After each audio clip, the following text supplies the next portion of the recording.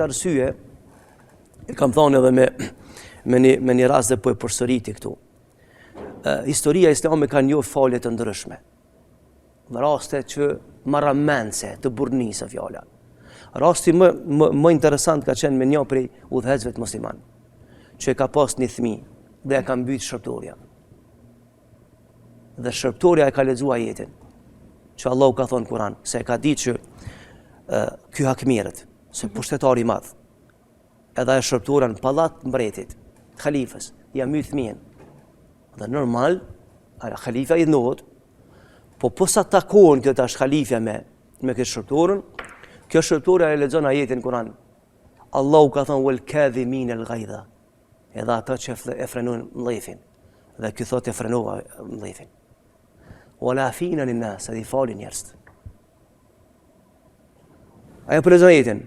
Edhe Allahu thotë ka thonë ata që falin xhenet, ky thotë e frenova mllëfin, të fala edhe unë po du xhenet, edhe e fal. Dhe merre me mend, domethënë, çka ndodh në familje me ta një i huaj shembull dhe ty me ta privu për jetës, ata i cili është prit me marr pushtetin për shembull, me udhëheq shtetin. Dhe ti me fal për Zotin e Madhrishëm. Kështu janë këtë falje kanë bërë dhe shokët e pejgamberit në rrethana më të vështira të mundshme. Për këtë arsye edhe si mesazh po e përcjellni, ai i cili fal për hir të Zotit të Madhrishëm, ai ka fituar gjithçka. Tu e përfshin në xhenetin. Ai i cili hakmirët pa të drejtë, dhe në kundërshtim me fjalët e Zotit të Madhrishëm, ai ka humbur gjithçka, tu e përfshin në xhenetin. Prandaj duhet me fal.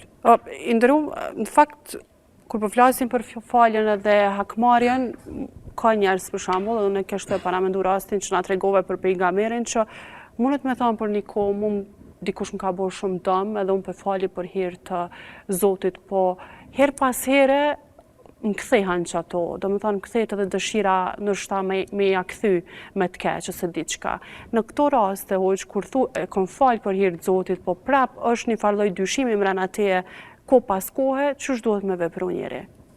Është e mundshme që ti me fal personin, edhe njëkohësisht me pas me një farë forme lëndime, shpirti. Kjo është normale. Normale. Kjo është normale. Unë e thash në fillim, janë dy lloje të faljes. Një lloj faljes është që ti e ke fal, po nuk ja harron, s'mundesh me harru. Po. A falja e dytë, që është niveli më i lartë i faljes, është me harru komplet çka ka ndodhur. E ç'është me arrit çapo? Eta është, apo them, për këtë arsye kjo është elita e atyre që falin. Kjo është shkalla më e lartë e faljes. Ç'është formsohesh çështo si njeri?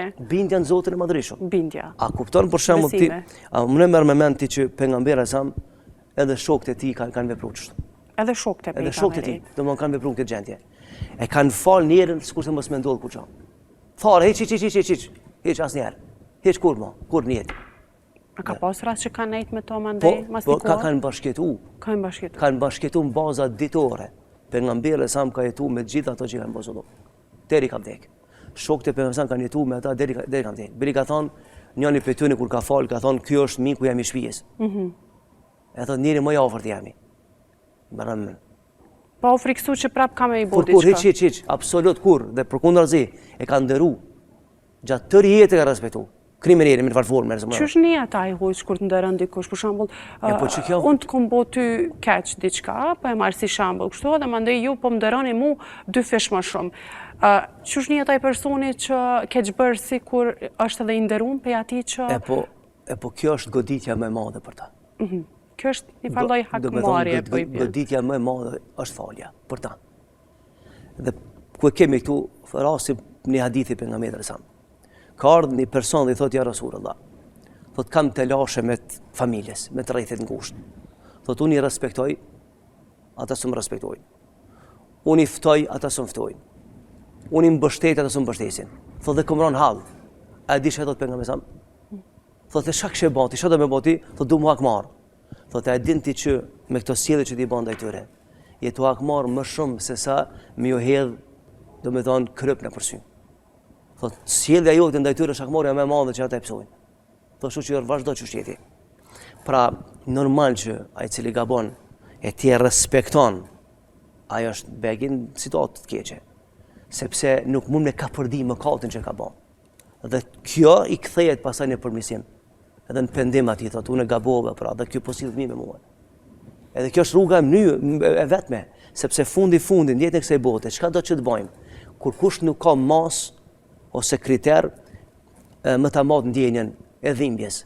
Për këtë arsye gjykata e Zotit Madhërisëm është më së domosdoshme në ahiret. Sepse kur kush nuk e din sa të ka lëndu tjetri, edhe kur kush nuk e dis te ku mrin falja, shpërblimi i faljes. Çka do me dhënë këtë dunja aty që e ke fal dikan, përsëri është pak. Për këtë arsye, ai i cili shpërblen në ahiret të Zotit Madhërisëm, sepse ai e din momentin sa e lëndu dhe diku ka mri lëndimin në shpirtin e njerit dhe diku ka mri krenaria e faljes në ndërgjegjen e njerit.